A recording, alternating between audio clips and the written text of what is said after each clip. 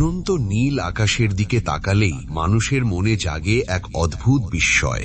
অসংখ্য আলোক বিন্দু, নীরবতার মাঝে জ্বলজ্বল করা তারা, আর তাদের মাঝে দাঁড়িয়ে থাকা চন্দ্র ও সূর্য, সব মিলিয়ে মহাবিশ্ব যেন এক রহস্যময় গল্পের বই।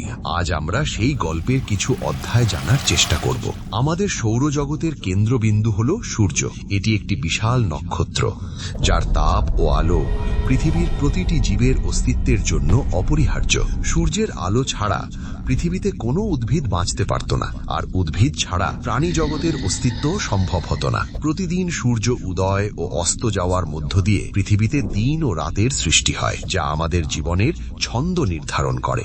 সূর্যের চারদিকে নির্দিষ্ট কক্ষপথে ঘুরে বেড়ায় গ্রহগুলো। আমাদের সৌরজগতে মোট 8টি গ্রহ রয়েছে। প্রতিটি গ্রহের নিজস্ব বৈশিষ্ট্য রয়েছে। কেউ প্রচণ্ড গরম, কেউ আবার চরম শীতল। পৃথিবী একমাত্র গ্রহ যেখানে এখনো পর্যন্ত জীবনের অস্তিত্ব নিশ্চিতভাবে পাওয়া গেছে।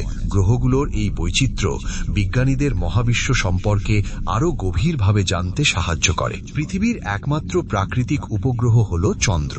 চাঁদ নিজে আলো তৈরি করে না, বরং সূর্যের আলো প্রতিফলিত করে রাতের আকাশকে আলোকিত করে। চন্দ্রের বিভিন্ন রূপ বা কলা মানুষের জীবন ও সংস্কৃতিতে গভীর প্রভাব ফেলেছে। জোয়ার ভাটার সৃষ্টি, প্রাচীন ক্যালেন্ডার, এমনকি কবিতা ও সাহিত্যেও চাঁদের উপস্থিতি লক্ষ্য করা যায়। রাতের আকাশে আমরা যে অসংখ্য তারা দেখি, তারা সবাই সূর্যের মতোই নক্ষত্র, তবে তারা অবস্থান করছে আমাদের থেকে বহু দূরে। কোনো তারা জন্ম নিচ্ছে, কোনো তারা ধীরে ধীরে নিভে যাচ্ছে। এই জন্ম ও মৃত্যুর প্রক্রিয়ার মধ্য দিয়েই মহাবিশ্ব ক্রমাগত পরিবর্তিত হচ্ছে। তারাদের আলো আমাদের কাছে পৌঁছতে কখনো কখনো লক্ষ লক্ষ বছর সময় লাগে, যা আমাদের অতীতের মহাবিশ্বের ছবি দেখায়। চন্দ্র, সূর্য, গ্রহ ও তারা, এরা সবাই একে অপরের সঙ্গে অদৃশ্য এক নিয়মে বাঁধা। এই নিয়মই মহাবিশ্বকে স্থির ও সুন্দর রাখে। যত বেশি আমরা আকাশের দিকে তাকাই, তত বেশি বুঝতে পারি আমরা কত ক্ষুদ্র আর মহাবিশ্ব কত বিশাল। এই বিস্ময়ই মানুষকে অনুপ্রাণিত করে